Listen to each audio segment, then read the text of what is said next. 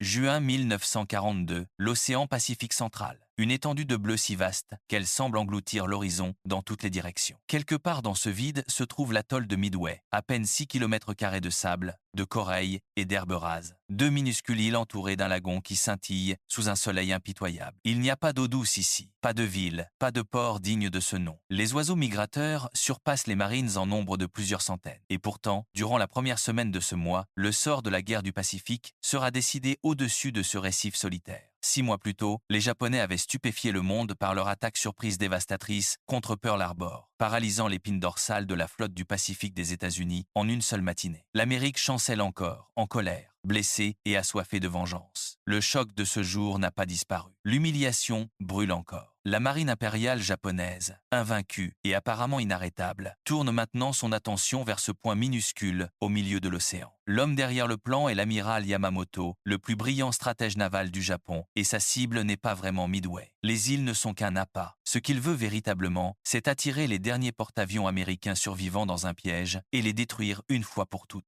S'il réussit, plus rien ne se dressera entre l'empire japonais et la domination totale du Pacifique. S'il échoue, la trajectoire entière de la guerre changera. Ceci est l'histoire de comment une poignée de pilotes, une équipe de décrypteurs et une série de décisions déchirantes ont transformé un piège japonais en embuscade américaine et révolutionné la guerre navale à jamais. Les Japonais avaient considéré l'attaque de Pearl Harbor comme le premier coup essentiel pour paralyser la puissance américaine avant même que la guerre n'ait vraiment commencé. C'était audacieux, mais cela s'inscrivait aussi dans une longue tradition militaire bien établie. Le Japon avait ouvert des guerres par des frappes surprises auparavant. Il comprenait qu'attaquer l'Amérique était un risque énorme. Midway elle-même tire son nom de la géographie. Elle se situe à peu près à mi-chemin entre l'Amérique du Nord et l'Asie, à environ 4100 km à l'est de Tokyo. Son existence a commencé comme un volcan émergeant du plancher océanique il y a des millions d'années. Avec le temps, le sommet volcanique s'est érodé et enfoncé, laissant derrière lui un atoll, un récif corallien en forme d'anneau entourant un lagon peu profond. À l'intérieur de cet anneau se trouvent deux petits morceaux de terre, Sand Island et Eastern Island. Eastern Island abritait une base aérienne américaine. Rien de plus qu'un minuscule ensemble de dunes de sable dépassant de la ligne de flottaison, peuplé principalement d'albatros et de sternes cuisants sous le soleil tropical. Il n'y avait rien là qui méritait qu'on se batte.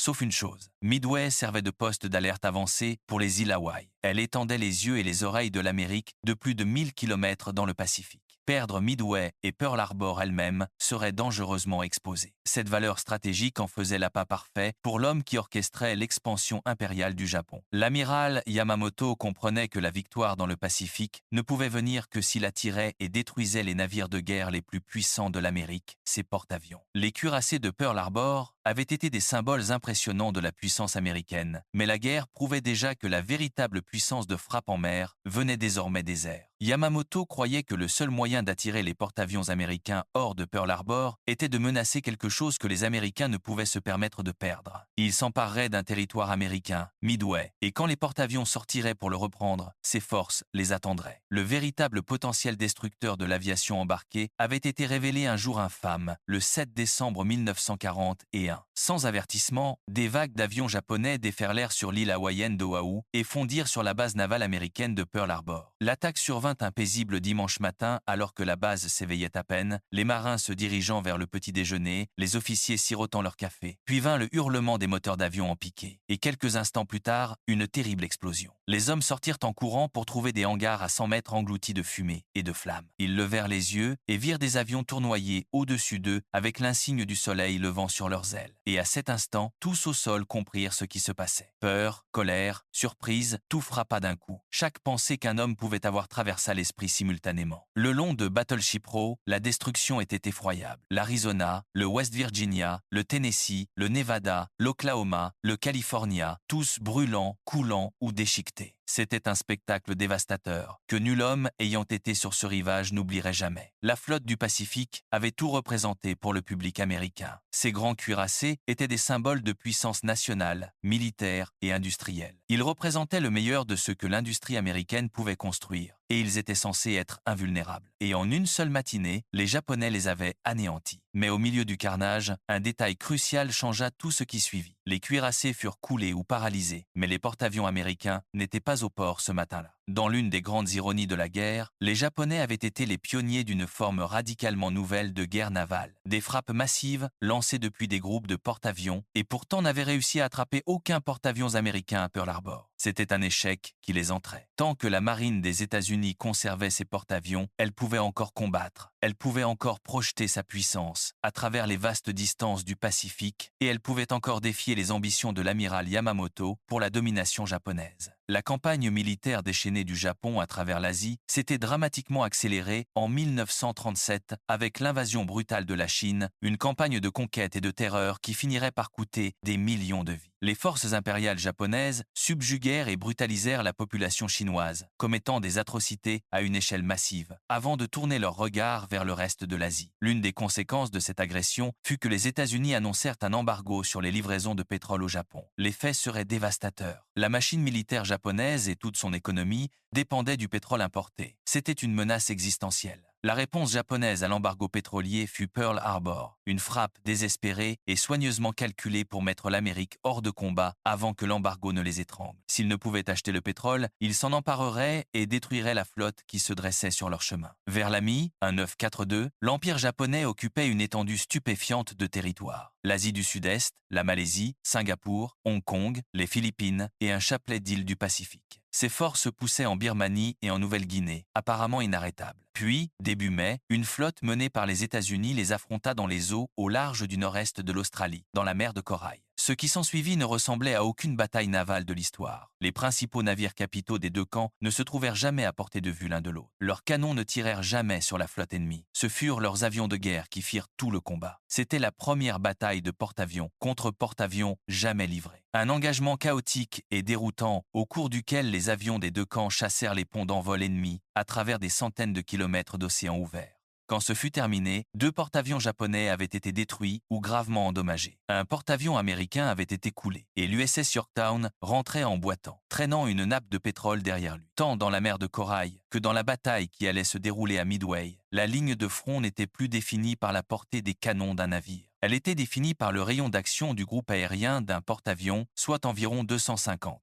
À 300 km, plus de 4 fois la distance à laquelle les plus gros canons de cuirassés pouvaient tirer. En l'espace de quelques mois, toute la logique du combat naval avait été renversée. L'avion était désormais l'arme décisive en mer. Son armement et son autonomie, les pouvoirs d'observation du pilote et son habileté en vol, ses instincts et sa pure chance, tels étaient désormais les facteurs critiques qui déterminaient la victoire ou la défaite sur l'océan. L'aviation embarquée avait révolutionné la guerre navale dès le tout début de la Seconde Guerre mondiale, et il n'y avait plus de retour en arrière. Presque aussitôt que les marines réalisèrent qu'elles pouvaient embarquer des avions sur des navires de guerre, elles commencèrent à imaginer les façons dont ces avions pourraient larguer des bombes et des torpilles à des distances qui rendaient les anciens duels de cuirassés. Ces échanges tonitruants d'obus lourds à courte portée, complètement obsolètes. L'ère du cuirassé touchait à sa fin. L'ère du porte-avions avait commencé. La mer de Corail laissa l'amiral Yamamoto avec 4 grands porte-avions de flotte pour son opération contre Midway. Son plan reposait sur une hypothèse cruciale, que les porte-avions américains étaient encore au mouillage à Pearl Harbor et ne réagiraient qu'une fois Midway déjà occupé. Lorsque la flotte américaine appareillerait enfin pour reprendre l'île, Yamamoto entendait les prendre dans une attaque en tenaille dévastatrice, frappant depuis Midway d'un côté et depuis sa force aéronavale de l'autre. Les Japonais ne s'attendaient pas du tout à rencontrer des porte-avions ennemis ce jour-là. C'était le matin du 4 juin 1942, un jour qui s'avérait décisif pour toute la guerre du Pacifique. À l'aube, les 4 porte-avions japonais lancèrent une frappe parfaitement coordonnée sur Midway avec 108 appareils. La formation fut repérée par des avions éclaireurs américains à son approche. Le deuxième avion à apercevoir l'armada transmit un avertissement radio à Midway le 4 juin. Grâce aux alertes des éclaireurs, Midway fit décoller tout ce qu'elle avait. Les bombardiers s'envolèrent pour contre-attaquer la flotte japonaise. Les chasseurs décollèrent pour intercepter la vague d'assaut. Les marines défendant l'île étaient équipés du Brewster Buffalo, un appareil déjà obsolète. 27 d'entre eux s'élevèrent pour affronter les Japonais. Seuls 7 revinrent, et chacun d'eux était gravement endommagé. Les intercepteurs des marines furent taillés en pièces par les chasseurs Zéro, extrêmement maniables, qui escortaient les bombardiers japonais. Ce fut un massacre dans le ciel. Pendant ce temps, les bombardiers japonais commencèrent à embraser Midway. Les hangars explosèrent en flammes. Le dépôt de carburant s'éleva en une colonne de fumée noire. Au sol, sur le terrain d'Henderson, les Marines défendant l'île agrippaient leurs armes, mitrailleuses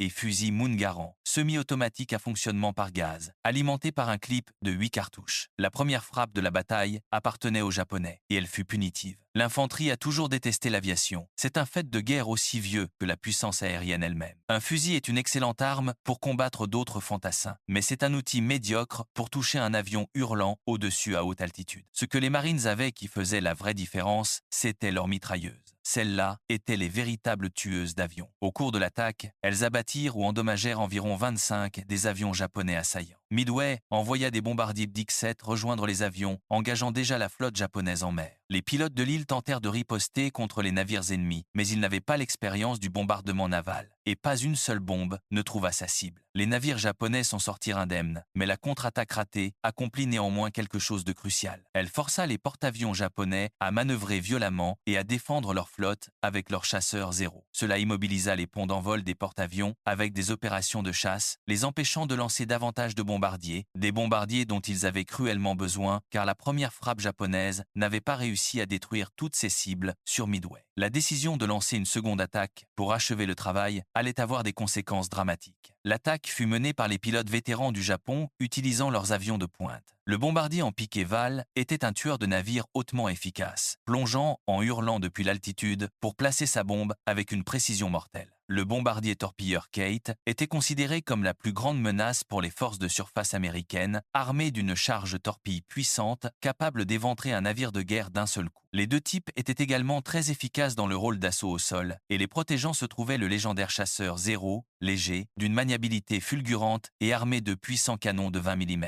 Le Zéro pouvait grimper 3 fois plus vite que ses rivaux américains. À ce stade de la guerre, rien dans l'arsenal allié ne pouvait l'égaler. La deuxième vague d'attaques japonaises, se préparant à achever Midway, semblait invincible. Cependant, les 3 porte-avions américains que les Japonais croyaient tranquillement au mouillage à Pearl Harbor, à plus de 1700 km de là, étaient en fait en train de se rapprocher rapidement. 2 jours plus tôt, 3 porte-avions américains et leurs navires d'escorte s'étaient secrètement retrouvés à un point d'océan ouvert, désigné Point Luck, à environ 500 km au nord-est de Midway, et s'étaient déployés pour la bataille. Les Japonais n'en savaient absolument rien. Les Japonais avaient positionné 20 et un sous-marin en ligne de guet censé encercler Pearl Harbor et détecter tout mouvement de la flotte américaine. Mais le cordon sous-marin ne fut pas en place à temps. Il arriva avec 2 jours de retard. Les porte-avions américains s'étaient déjà faufilés à travers. En prenant les Japonais complètement par surprise, les Américains détenaient désormais l'avantage et une multitude d'opportunités dans la bataille de Midway. La flotte américaine se rapprochait rapidement de Midway. Une autre vague d'avions d'attaque américains, lancés depuis l'île, se jeta sur la flotte japonaise et paya un prix terrible. 8 des 16 avions furent abattus sans marquer un seul coup. Sur la passerelle de son navire amiral, l'amiral Yamamoto croyait que son attaque se déroulait presque selon le plan. Ce que Yamamoto ne savait pas, c'est que ses ennemis avaient, en fait, lu dans ses pensées. Les Américains possédaient un autre avantage crucial à Midway, un qui s'avérerait tout aussi important que n'importe quelle arme ou navire de guerre. L'effort de décryptage à Pearl Harbor, mené par un officier de marine nommé Joseph Rochefort, avait réussi à percer une part significative des codes navals japonais. Rochefort était un bourreau de travail et un génie excentrique, un homme qui vivait dans le sous-sol de sa station de renseignement à Pearl Harbor, travaillant sans relâche en robe de chambre et pantoufles, alimenté par le café et une détermination obsessionnelle frôlant la manie. Il avait une philosophie simple qui guidait tout ce qu'il faisait. Si vous voulez être un cryptanalyste vraiment exceptionnel, être un peu foued. Un officier de renseignement, croyait-il, n'avait qu'une seule mission, dire à son commandant aujourd'hui ce que l'ennemi allait faire demain. Tout le reste était sans importance. Mais l'équipe de Rochefort ne pouvait décrypter qu'une partie des signaux radio japonais, et ce que les Américains savaient exactement a été exagéré au fil des décennies. Les Japonais ne diffusaient pas les plans détaillés de leurs opérations. L'effort de décryptage ne consistait pas seulement à percer des chiffres, c'était assembler un puzzle à partir de fragments incomplets. Rochefort put donner à l'amiral Nimitz une sorte d'image de ce qui allait se passer. Elle était floue, mais c'était plus que ce que quiconque d'autre avait. Les messages décodés suggéraient que les Japonais planifiaient une attaque massive, mais la cible n'était désignée que par un code, AF. Rochefort conçut un stratagème d'une simplicité brillante. Il ordonna secrètement à Midway de transmettre un message radio non codé signalant que le système de purification d'eau de l'île était en panne. Peu après, des signaux japonais furent interceptés, notant que leur cible, AF, manquait d'eau douce car son distillateur était tombé en panne. Pour l'amiral Nimitz, c'était une confirmation suffisante. AF était Midway. Les Japonais venaient pour elle. Mais en décidant de mordre à l'hameçon et de défendre l'île, l'amiral Nimitz jouait un pari. Et l'enjeu était tout ce que les États-Unis avaient encore dans le Pacifique. Il mettait en jeu chaque porte-avions que la flotte du Pacifique possédait encore. Si l'équipe de Rochefort avait analysé les mauvaises informations, si elle avait mal interprété les fragments, si elle avait assemblé le puzzle de travers et pris la mauvaise décision sur la base de renseignements incomplets, les conséquences auraient été catastrophiques. Les porte-avions ne tendraient pas un piège. Ils navigueraient droit dedans. Les chances contre le grand pari de Nimitz étaient aggravées par l'état de ses navires et de ses hommes. Après les pertes de la mer de Corail, la flotte survivante était éprouvée. Les groupes aériens avaient besoin de pilotes et d'avions de remplacement pour combler les vides laissés par les morts et les blessés. Les navires avaient besoin de ravitaillement et de réparation. Tout nécessitait du temps et le temps était la seule chose qu'ils n'avaient pas. Le 27 mai, le Yorktown endommagé entra enfin en boitant dans Pearl Harbor, traînant encore une longue traînée de pétrole derrière lui. Le chantier naval jeta un coup d'œil et estima qu'il lui fallait 90 jours en cale sèche. L'amiral Nimitz leur dit qu'ils avaient 3 jours. Des centaines d'équipes de travail se ruèrent sur le porte-avions 24 heures sur 24, soudant, colmatant, remplaçant ce qu'ils pouvaient. Le sommeil était un luxe que personne ne pouvait se permettre. Et le 30 mai, à peine 72 heures après qu'il se soit traîné au port, le Yorktown reprit la mer pour Midway avec des équipes de réparation encore à bord, comblant encore les trous dans sa coque. En repartant vers le large, il se dirigeait vers une flotte japonaise totalement invaincue et formidable, risquant tout pour 2 petits bancs de sable au milieu de l'océan. L'Enterprise et le Hornet étaient partis pour Midway 2 jours plus tôt, puis le Yorktown apparut à l'horizon pour les rejoindre. Ils étaient maintenant 3 porte-avions américains là où il n'y en avait eu que 2. Les hommes à bord avaient entendu des rumeurs selon lesquelles les Japonais arrivaient avec peu, être 6 porte-avions. 3 contre 6 restait un calcul sombre, mais l'arrivée du Yorktown rendait les chances au moins supportables. Ce que personne ne savait à l'époque, c'est que l'amiral Yamamoto ne commandait en réalité que 4 porte-avions pour cette opération. Encore aujourd'hui, l'un des mythes les plus tenaces sur Midway perdure. La légende, selon laquelle les Américains étaient les outsiders, qu'une flotte américaine courageuse, sous-équipée et en sous-effectif, avait d'une manière ou d'une autre réalisé un exploit miraculeux contre une armada japonaise écrasante. La vérité est plus compliquée que cela, et comprendre pourquoi est important. Il était vrai que Yamamoto commandait beaucoup plus de navires de guerre au total, y compris de puissants cuirassés. Mais l'équilibre crucial des forces résidait dans l'aviation. Les Japonais détenaient un léger avantage en mer, 248 appareils répartis sur 4 porte-avions, contre environ 230 sur les 3 porte-avions américains. La marge était étroite, non écrasante, et surtout, les Japonais devaient se soucier de plus que des seuls porte-avions américains. Ils devaient aussi faire face à la piste d'atterrissage de Midway elle-même, qui déployait plus de 100 avions de combat supplémentaires. Quand les avions de l'île étaient pris en compte, l'idée que l'Amérique était en infériorité numérique et surpassée en armement était entièrement mythique. Ce matin-là, la première frappe japonaise laissa Midway en flammes, pas détruite. Les pilotes de retour demandèrent une seconde vague pour achever le travail. L'amiral Nagumo, adjoint de Yamamoto, en charge opérationnelle des 4 porte-avions, ordonna que les avions restants soient réarmés pour bombarder l'île. Les torpilles antinavires meurtrières qui avaient été chargées sur les avions furent retirées et des bombes conventionnelles furent installées à leur place. Ce fut une décision fatidique. Nagumo ne savait toujours pas que les Américains se rapprochaient. Ses avions éclaireurs n'avaient rien signalé. Puis, un peu plus d'1 heure après l'attaque sur Midway, un de ses avions de reconnaissance aperçut des navires de guerre ennemis à l'horizon, mais ne put identifier leur type. L'éclaireur aurait dû descendre, voler de plus en plus bas, jusqu'à ce que les navires soient clairement visibles, même si cela lui coûtait la vie. C'était le genre d'information qui pouvait décider de toute la bataille. L'amiral Nagumo stoppa le réarmement, mais il hésita. Il ne parvenait pas vraiment à se décider. Ces navires étaient-ils des croiseurs, des destroyers ou quelque chose de bien plus dangereux? Cette hésitation, ces minutes d'indécision, s'avéraient fatales pour Nagumo et pour les porte-avions japonais. Juste au moment où les rapports de navires ennemis lui parvenaient, des bombes commencèrent à exploser autour des porte-avions japonais. Invisibles à haute altitude, les bombardiers B-17 de Midway avaient trouvé la flotte et attaquaient depuis 6000 mètres. Essayer de toucher un porte-avions depuis cette altitude avec une bombe en chute libre revenait à laisser tomber une bille sur un cafard qui détale. Les chances de causer réellement des dégâts étaient infimes, mais les bombes forcèrent les porte-avions à virer violemment, perturbant toutes les opérations aériennes. Et puis l'avion éclaireur de Nagumo transmit le message qu'il redoutait le plus. La force ennemie incluait ce qui semblait être un porte-avions fermant la marche. Nagumo faisait maintenant face à une décision critique, peut être la plus importante de sa carrière. Il ne disposait que d'une petite force de bombardiers en piqué prêts au lancement, et tous ces chasseurs zéro étaient engagés à basse altitude, combattant les vagues de bombardiers américains venant de Midway. Ils pouvaient lancer une frappe immédiate contre le porte-avions ennemi, mais elle partirait sans escorte de chasseurs dans un océan plein d'inconnus. Ce serait pratiquement suicidaire pour ces équipages de bombardiers, où ils pouvaient attendre, récupérer tous ces avions, se réorganiser et lancer une seule attaque massive coordonnée avec chasseurs, bombardiers en piqué et bombardiers torpilleurs tous ensemble et frapper les Américains avec tout ce qu'il avait. Le calcul était déchirant. L'avantage de la première frappe était absolument essentiel dans la guerre aéronavale pour une raison écrasante. Si vous pouviez détruire le pont d'envol ennemi avant qu'il ne lance ses propres avions, il ne pouvait plus riposter. Vous aviez gagné, mais retardé ne serait-ce que quelques minutes de trop, et c'était votre propre pont qui brûlerait. Et il y avait encore un autre problème. La première vague d'attaque de Nagumo revenait de Midway et ses avions étaient presque à court de carburant. Ils devaient atterrir immédiatement. Il était possible qu'il ait pu lancer quelques avions avant de récupérer la vague de retour, mais cela aurait signifié regarder des dizaines de ses propres avions, des pilotes vétérans, des appareils irremplaçables, amérir quand ils tomberaient en panne de carburant. Nagumo était pris dans ce que beaucoup d'historiens considèrent comme une position presque impossible. Il ne pouvait pas lancer et récupérer en même temps. Rétrospectivement, beaucoup pensent qu'il prit la mauvaise décision.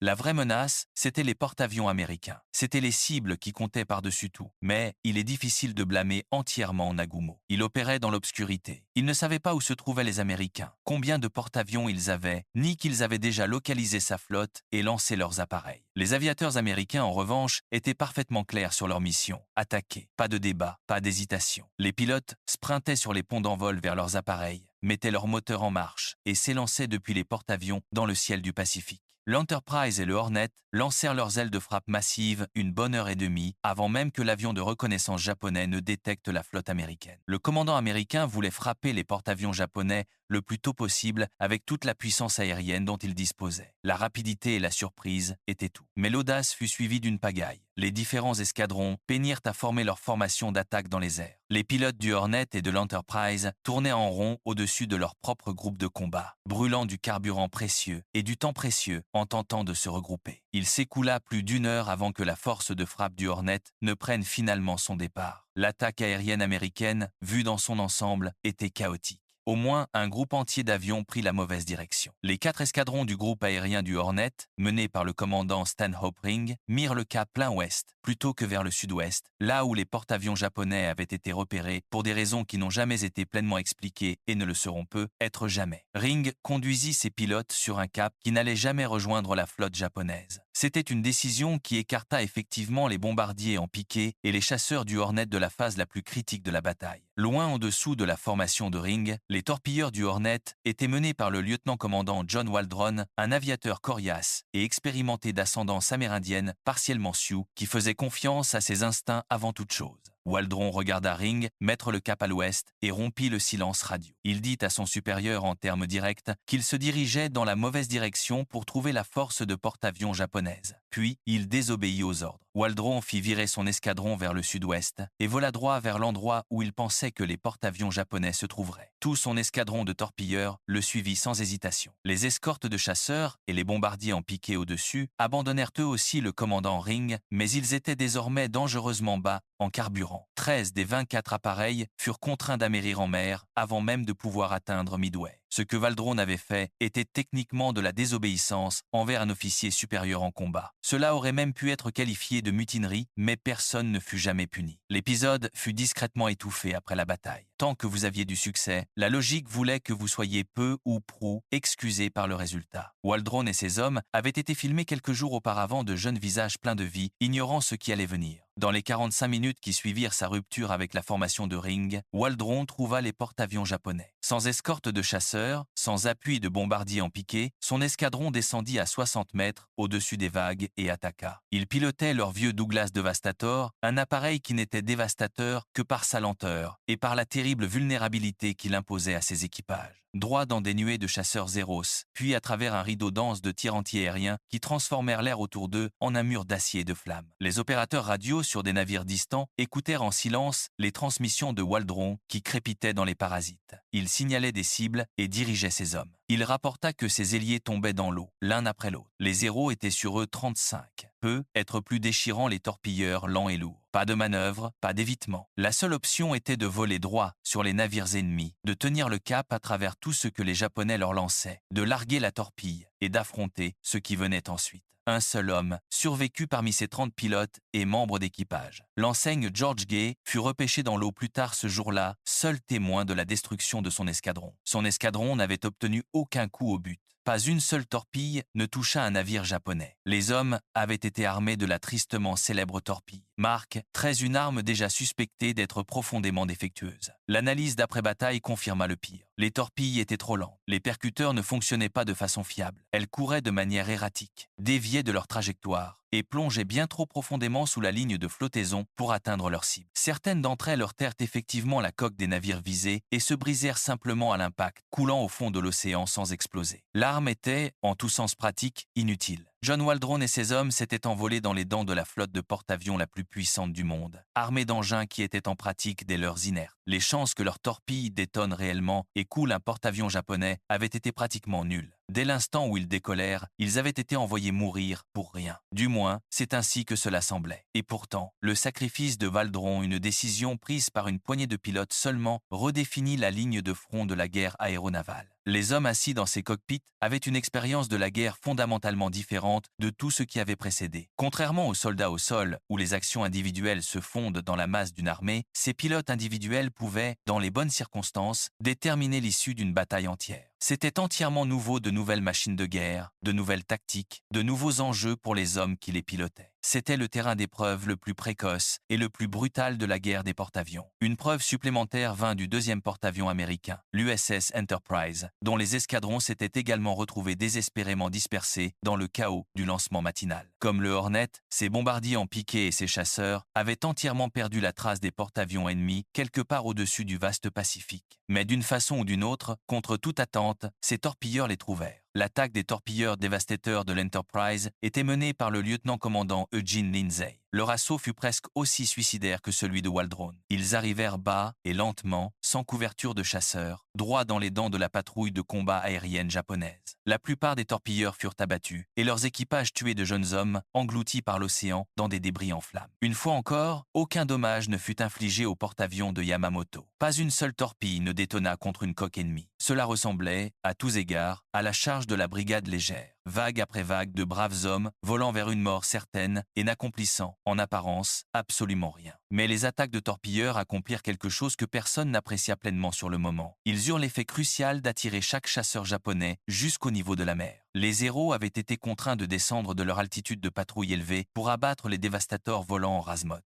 Et maintenant, ces chasseurs étaient dispersés à la surface de l'océan, à court de carburant et presque à court de munitions. Ils devaient retourner à leur porte-avions pour se réarmer et se ravitailler avant de pouvoir remonter à haute altitude. Et en descendant, ils avaient laissé le ciel au-dessus de la flotte japonaise grand ouvert, des milliers de mètres d'air vide, sans un seul défenseur. Sans le savoir, sans marquer un seul coup au but, sans même égratigner la peinture d'un porte-avions japonais, les équipages des torpilleurs avaient mis en place l'occasion parfaite pour la seule arme d'attaque que les Américains possédaient qui fonctionnait vraiment. C'étaient les bombardiers en piqué de l'Enterprise, mais ils ne parvenaient toujours pas à trouver les porte-avions, arrivant au point de contact estimé. Le commandant d'escadron regardait vers le bas, ne voyant qu'un océan vide. Pas un seul navire japonais n'était en vue. Contrairement au vulnérable Devastator, l'autre avion d'attaque américain était plus moderne. Le bombardier en piqué SBD Dauntless, affectueusement surnommé lent mais mortel, était une machine robuste et fiable, dotée d'une bonne autonomie, d'une charge de bombes convenable et d'un mitrailleur arrière pour sa défense. L'aviateur vétéran, le lieutenant-commandeur Wade McCluskey, dirigea les deux escadrons de Dauntless de l'Enterprise pendant plus de 2 heures. Il scruta l'océan, poussant courageusement sa formation bien au-delà du point de non-retour. Les hommes savaient, McCluskey savait qu'ils n'avaient presque certainement plus assez de carburant pour rejoindre leur porte-avions. Les navires de guerre japonais ne possédaient pas de radar. C'était désormais un jeu mortel. Qui apercevrait l'ennemi en premier? À gauche, McCluskey décida de continuer encore un peu. Puis, quelques instants plus tard, il le vit. Le sillage blanc d'un destroyer japonais, filant à toute vitesse, traçant une ligne à travers l'océan bleu bien en dessous. Ce navire devait foncer pour rejoindre la flotte principale. McCluskey misait le destin de chaque avion de sa formation sur une intuition et vira pour suivre le sillage du destroyer. Le navire ennemi fonçait effectivement vers les 4 porte-avions. Collant pratiquement ses jumelles à ses yeux, McCluskey les aperçut droit devant lui, à environ 35 km. la force de frappe aéronavale japonaise déployait à travers l'océan 4 porte-avions entourés de leur écran d'escorte, leur sillage s'étirant derrière eux. Ils les avaient trouvés et ils étaient mûrs pour être attaqués. Il n'y avait aucune défense aérienne au-dessus des porte-avions. Chaque zéro avait été attiré vers le niveau de la mer par les attaques de torpilleurs. En dessous, les ponts d'envol japonais étaient entièrement exposés, encombrés d'avions en cours de ravitaillement et d'armement. Des tuyaux d'essence d'aviation serpentaient sur les ponts, des bombes et des torpilles s'entassaient dans les hangars en dessous. C'était la cible la plus parfaite qu'un pilote de bombardier en piqué puisse jamais rêver de trouver au cours d'une vie de combat. Pendant ce temps, le 3e porte-avions américain, le Yorktown, endommagé, avait lancé sa propre aile de frappe bien après l'Enterprise. Mais ses équipages aériens plus expérimentés rattrapèrent rapidement la distance. Par pur hasard, l'une des grandes coïncidences de l'histoire militaire, les appareils du Yorktown convergèrent vers les 4 porte-avions japonais presque au même moment que les bombardiers en piqué de McCluskey. Les pilotes de Dauntless du Yorktown arrivèrent d'une direction différente. Depuis les hauteurs et au niveau de la mer, ces 12 torpilleurs lancèrent leur propre attaque. Mais cette fois, contrairement au massacre précédent, ils bénéficiaient d'une escorte de chasseurs. Les Wildcats escortant les torpilleurs du Yorktown grimpaient bien plus lentement que les zéros. Mais ils pouvaient encaisser des dégâts qui auraient mis un zéro en pièces. 6 pilotes de Wildcat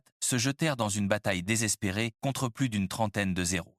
Ils se battirent férocement pour protéger les torpilleurs volant bas, droits et réguliers en dessous d'eux. Les pilotes japonais étaient impressionnés. Les torpilleurs américains menèrent leurs attaques avec un courage extraordinaire. Mais les zéros étaient trop nombreux. Dépassés en nombre et surclassés, les torpilleurs américains commencèrent à tomber du ciel l'un après l'autre. Puis vint le moment qui changea tout, un éclat de soleil haut dans le ciel. Puis, ce qui ressemblait à une belle cascade argentée des dizaines de bombardiers en piqué, se déversant du ciel en plongée quasi verticale. McCluskey conduisit ses 30 appareils depuis près de 6000 mètres dans leur terrifiante plongée vers le porte-avions japonais le plus proche, le Kaga. Depuis le pont du navire japonais, un marin leva les yeux et vit la silhouette d'un bombardier en piqué se retourner à la tête de sa plongée et rester suspendu un instant dans les airs comme une araignée sur un fil avant de piquer droit sur eux à 760 mètres. Les pilotes américains lâchèrent leurs bombes de 500 livres. Les 3 premières ratèrent leur cible, projetant d'énormes colonnes d'eau de mer vers le ciel. Puis 4 frappèrent le Kaga. En rapide succession, le navire explosa en un véritable enfer. Les flammes ravagèrent le pont d'envol et s'engouffrèrent dans le hangar en dessous, où des avions ravitaillés et armés explosèrent en réaction en chaîne qui déchirèrent le navire de l'intérieur. L'équipage se retrouva presque sans moyens pour combattre l'incendie. Le pont d'envol était jonché de blessés, de mourants et d'hommes trop épuisés pour bouger. Au même moment, les bombardiers en piqué du Yorktown plongeaient sur un autre porte-avions depuis un angle différent. En l'espace de quelques minutes, seulement pas plus de 5 frappes, avec un total de seulement 8 bombes, 3 des 4 porte-avions japonais furent dévastés. 3 navires qui avaient terrorisé le Pacifique pendant 6 mois furent réduits à des épaves en flammes dérivant sur l'eau, en moins de temps qu'il n'en faut pour faire bouillir de l'eau. Ce furent les 5 minutes les plus décisives de toute l'histoire de la guerre navale. Un peu plus tard ce jour-là, l'amiral Spruance appela l'amiral Nimitz pour lui faire son rapport. 3 porte-avions japonais avaient été coulés. Était-ce suffisant? La réponse de Nimitz fut immédiate. Non, ce n'était pas suffisant. Il voulait le 4e. Mais avant que les Américains puissent se regrouper et exploiter leur avantage, les Japonais contre-attaquèrent. Leur seul porte-avions intact, le Hiryu, ne perdit pas de temps et lança une contre-offensive. Les frappes américaines venaient de démontrer, de la manière la plus viscérale qui soit, combien peu d'impact de bombes suffisait à détruire même un grand porte-avions lourdement défendu. Une poignée de bombes bien placées pouvait transformer un fier navire de guerre en crématoire flottant. Les Japonais entendaient maintenant retourner l'appareil. Mais un autre avantage technologique entra en jeu pour la flotte américaine, un avantage que les Japonais ne possédaient pas, le radar. Les Américains détectèrent les avions d'attaque japonais entrant sur leurs écrans radars à environ 75 km de distance, une éternité d'alerte précoce que les Japonais n'avaient aucun moyen d'égaler. Ce précieux délai permit aux Américains de faire décoller des chasseurs supplémentaires depuis les ponts des porte-avions et de guider leurs patrouilles de combat aérien pour intercepter l'attaque entrante bien avant qu'elle n'atteigne la flotte. 12 Wildcats fondirent sur la formation approchante et abattirent 10 des 18 bombardiers en pique-et-val avant qu'ils n'atteignent la flotte. 2 autres succombèrent au barrage de tirs antiaériens déployés par le Yorktown et ses escortes. Mais 6 Vals survécurent aux gants et exécutèrent une attaque en piqué d'une précision exemplaire, lâchant leurs bombes depuis à peine 150 mètres au-dessus du navire. 3 d'entre elles touchèrent directement le Yorktown. Les dégâts furent catastrophiques. Lorsque les pilotes qui avaient décollé du Yorktown ce matin-là revinrent de leur mission, ils trouvèrent un navire entièrement transformé. Il était le plus beau bâtiment de combat de la marine lorsqu'ils avaient décollé quelques heures plus tôt. À présent, il était à l'arrêt, la fumée s'échappant de ses blessures. Tout ce qu'ils pouvaient voir depuis les airs, c'était des hommes morts gisant sur le pont. Pas une âme ne semblait bouger. C'était un spectacle étrange et hantait un fier navire de guerre réduit à une épave dérivante en l'espace de quelques minutes. Une deuxième frappe aérienne japonaise démontra la puissance létale des torpilles japonaises en brutal contraste avec les ratés américains qui avaient échoué toute la matinée. 2 torpilles s'enfoncèrent dans le Yorktown, le stoppant net et ouvrant d'immenses brèches dans sa coque. Le navire a commencé à gîter gravement par rapport aux autres navires de la flotte. Les marins regardaient leurs navires jumeaux se faire marteler. Le sentiment était viscéral, c'était l'un des leurs, et ils ne pouvaient rien faire. Les équipages combattaient les incendies qui éclataient sur le Yorktown endommagé. Durant la Seconde Guerre mondiale, peu de blessures étaient plus redoutées que les brûlures. Qu'il s'agisse d'être piégé dans le tube métallique d'un avion ou surpris sous le pont d'un navire attaqué, le feu pouvait se propager dans un bâtiment avec une vitesse terrifiante, consumant tout, des provisions aux uniformes en passant par les cheveux humains. Les dégâts qu'il infligeait aux corps humains étaient atroces et extraordinairement difficiles à traiter. Ce n'était pas seulement la destruction de la peau qui tuait, c'était la propre réaction du corps. Lorsqu'une petite brûlure produit une ampoule, les fluides corporels affluent vers la plaie. Imaginez maintenant cette réaction se produisant sur tout le corps. L'organisme ne peut pas supporter la perte d'une telle quantité de fluide des organes vitaux vers la peau externe. Il entre dans ce que les médecins appellent le choc traumatique et il s'arrête de fonctionner. Le traitement disponible était d'une simplicité déconcertante selon les standards modernes. Et pourtant, il représentait le summum de la médecine militaire de 1944. 3 choses simples formaient la base du sauvetage d'un grand brûlé. Des pansements propres pour protéger la plaie et prévenir l'infection. De la vaseline appliquée sous le pansement afin que lors des changements de bandage, la nouvelle couche de peau en formation ne soit pas arrachée avec eux. Et une solution saline administrée pour remplacer les fluides que le corps perdait au niveau de la brûlure. 3 outils rudimentaires, mais ensemble, ils faisaient la différence entre la vie et la mort. Il persistait aux États-Unis une profonde réticence à laisser le public voir les véritables conséquences de la guerre. Lorsque les militaires rentraient chez eux, notamment du Pacifique, portant les cicatrices terribles des brûlures, les défigurations causées par le feu en mer et dans les airs, ils étaient généralement mis à l'écart. Ils étaient conduits dans des hôpitaux derrière de hauts murs, où leur traitement se poursuivait mois après mois, année après année, loin du regard du public.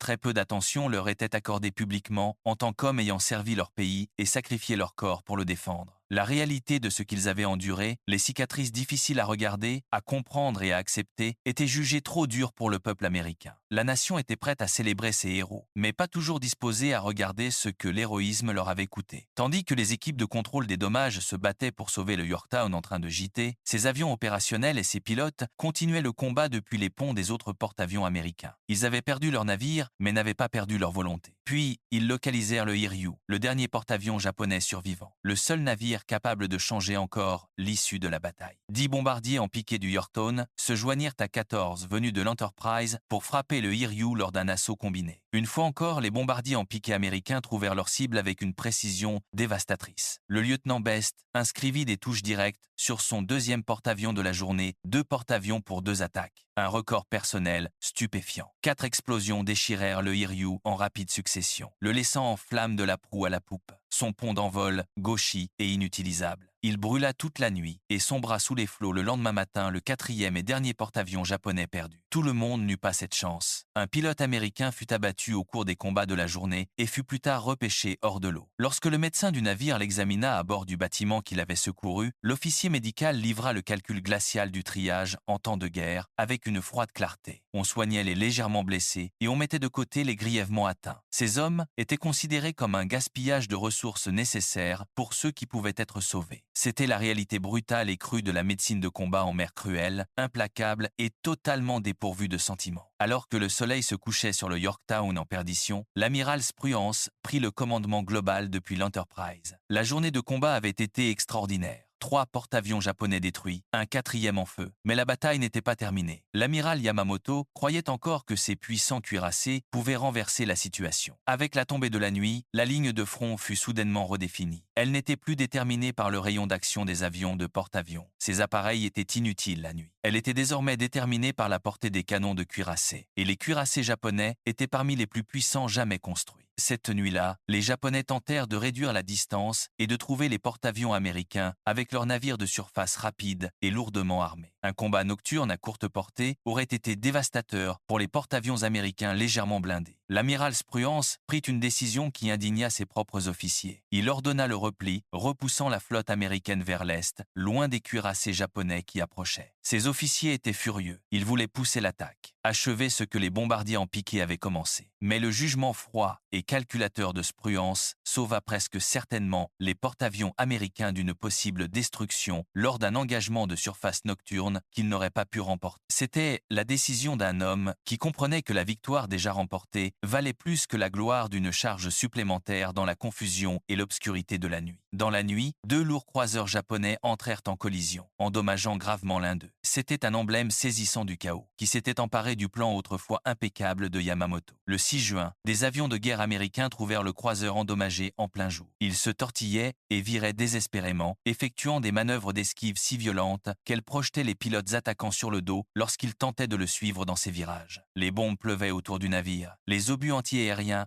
remplissait le ciel dans toutes les directions. Un obus trouva sa cible, touchant un avion américain, et le pilote qui survécut ressentit quelque chose qu'il n'avait jamais éprouvé auparavant. En tous ces mois de combat, une haine brûlante et viscérale envers l'ennemi. La guerre était enfin devenue personnelle. Le croiseur fut coulé. L'amiral Yamamoto annula l'opération de Midway. Lorsque les navires américains survivants rentrèrent à Pearl Harbor, ils furent accueillis par l'amiral Nimitz en personne. Il se tint sur le quai et serra la main de chaque homme qui débarquait après tout ce qu'ils avaient enduré. La terreur des passes de torpille, l'agonie de voir des amis mourir, les paris impossibles qui avaient pourtant réussi. Ce fut un accueil mémorable. Le Japon avait subi une défaite dévastatrice. 248 avions perdus, 4 porte-avions de flotte coulés, un croiseur lourd détruit et environ 3000 hommes tués. En comparaison, la marine américaine perdit environ 150 avions, un porte-avions, un destroyer et un peu plus de 300 hommes. L'argument selon lequel Midway fut l'un des moments les plus décisifs de la guerre du Pacifique est indiscutable. Perte de 4 porte-avions japonais en un seul engagement brisa ce qui avait été une succession ininterrompue de victoires japonaises depuis Pearl Harbor. Cela fit basculer définitivement l'élan de la guerre et remit l'initiative stratégique aux Alliés, donnant un formidable élan à l'ensemble de l'effort de guerre allié sur tous les théâtres d'opération. Avant Midway, les porte-avions japonais dictaient le flux et le rythme de la guerre entre l'Amérique et le Japon. Ils décidaient où frapper, quand frapper et avec quelle force. Après Midway, ce furent les Américains qui dictèrent le tempo et l'enchaînement du conflit. La marée avait tourné et tous ceux qui étaient là le savaient. Ils sentirent le soulagement les envahir. Ils comprirent le poids de ce qu'ils avaient accompli. Midway est entré dans l'histoire comme l'une des plus grandes batailles navales de tous les temps. Une bataille dans laquelle un piège japonais devint une embuscade américaine et qui, ce faisant, transforma totalement la nature de la guerre navale.